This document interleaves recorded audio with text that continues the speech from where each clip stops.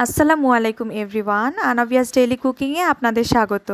আজ কিন্তু আমি অনেক মজার একটা রেসিপি নিয়ে হাজির হয়ে গেছি। রেসিপিটা হচ্ছে ডাঁটা আলু দিয়ে ট্যাংরা মাছের ঝোল। চলুন আমরা এখন রান্নায় চলে যাই। তো এখানে কিন্তু আমি ডাঁটা আর আলুগুলোকে এইভাবে কেটে ভালোভাবে ধুয়ে নিয়েছি, ট্যাংরা মাছগুলোকে ভালোভাবে ধুয়ে নিয়েছি। চুলায় একটা কড়াই বসিয়ে দিয়েছি, কড়াইয়ের মধ্যে তেল দিয়ে তেলটা ভালোভাবে গরম হয়ে আসলে এর মধ্যে পেঁয়াজ কুচি আর ফালি করা মরিচ দিয়ে ভেজে নিচ্ছি। পেঁয়াজ মরিচগুলোকে আমি একটু লাল লাল করে ভেজে নিব। তো লাল লাল করে ভাজা হয়ে গেলে এর মধ্যে আমি পরিমাণ মতো আদা বাটা, রসুন বাটা আর জিরা এলাচ একসঙ্গে বেটে রেখেছিলাম, সেগুলো দিয়ে আর একটু ভেজে নিয়ে পানি অ্যাড করে দিব যাতে মশলাগুলো পুড়ে না যায়। তো পানি অ্যাড করে দিয়ে আর একটু ভালোভাবে নেড়ে এখানে আমি এখন স্বাদ মতো লবণ, পরিমাণ মতো হলুদ গুঁড়া, পরিমাণ মতো জিরার গুঁড়া, জিরা ধনিয়া একসঙ্গে গুঁড়া করে রেখেছিলাম সেটা এখানে দিয়ে দিলাম। দিয়ে ভালোভাবে মশলাগুলোকে কষিয়ে নিব।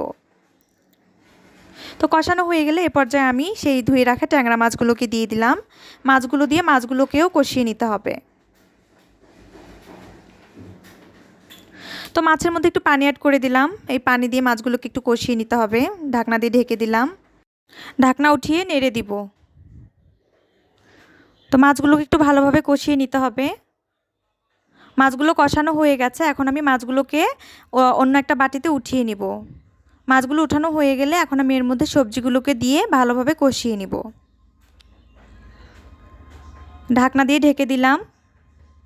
তো এবার ঢাকনা উঠিয়ে নেড়ে দিচ্ছি। আমি কিন্তু সবজির মধ্যে এক্সট্রা কোনো পানি অ্যাড করিনি, সবজি থেকে যে পানিটা বের হবে ওই পানি দিয়ে আমি সবজিটাকে কষিয়ে নিব।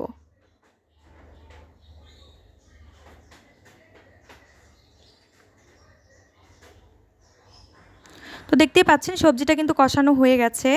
এ পর্যায়ে আমি এর মধ্যে সেই মাছগুলোকে দিয়ে দিলাম, দিয়ে হালকা হাতে একটু নেড়ে দিয়ে পানি অ্যাড করে দিব।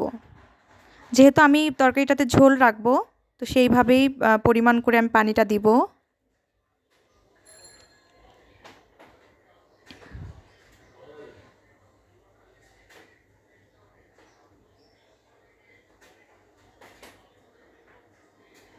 তো পানি দেওয়া হয়ে গেলে নেড়ে দিয়ে ঢাকনা দিয়ে ঢেকে দিব।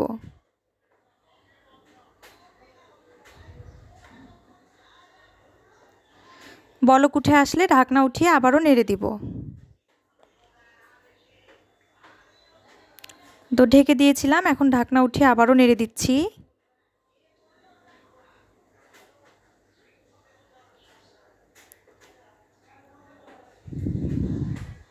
তো তরকারিটা কিন্তু প্রায় হয়ে গেছে। এই পর্যায়ে আমি তরকারিটাকে নামিয়ে নিব। তো ভিউয়ার্স দেখতেই পাচ্ছেন ডাঁটা আলু দিয়ে ট্যাংরা মাছের ঝোল কিন্তু রেডি। তো আপনাদের কার কাছে আমার আজকের এই রেসিপি ভালো লাগলো অবশ্যই আমাকে কমেন্টসে জানাবেন, এবং ধৈর্য ধরে আমার সম্পূর্ণ ভিডিওটি দেখার জন্য আপনাদের সবাইকে ধন্যবাদ।